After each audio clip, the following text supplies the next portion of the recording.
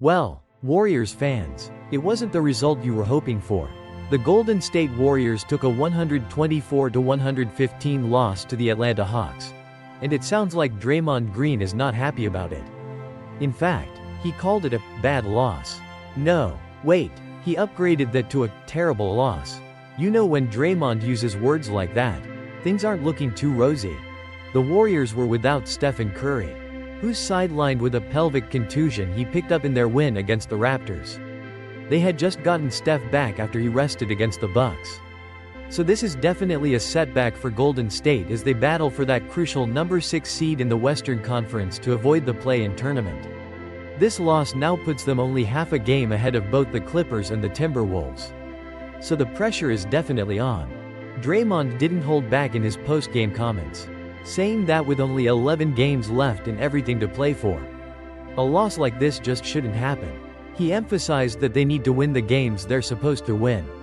And even with Steph out, he felt this was a game they should have taken. Ouch. On the Hawks side, Trae Young led the way with a solid 25 points and 10 assists. Georges Niang was hitting from downtown, knocking down 6 three-pointers on his way to 23 points. Onyeka Okongwu had a strong all-around game with 22 points and 12 rebounds.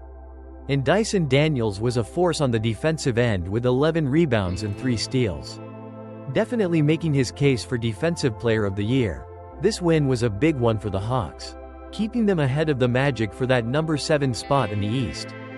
In Curry's absence, Jimmy Butler stepped up for the Warriors with 25 points and 8 assists.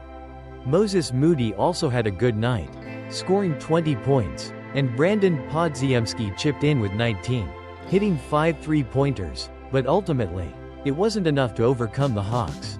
Looking ahead, the Warriors have a date with the Miami Heat on Tuesday, which will be a bit of a reunion for Jimmy Butler, facing the team that traded him, but Butler downplayed the significance of the matchup, saying he's focused on the Warriors' trajectory. It's interesting to note that while the Warriors are aiming for a guaranteed playoff spot, Butler's former team, the Heat, are currently in the play-in mix in the East and have been struggling lately, losing 10 of their last 12 games. So, Warriors fans, it sounds like Draymond is echoing your frustrations after this loss. They'll need to regroup quickly and find a way to win without Steph as they continue their push for the playoffs.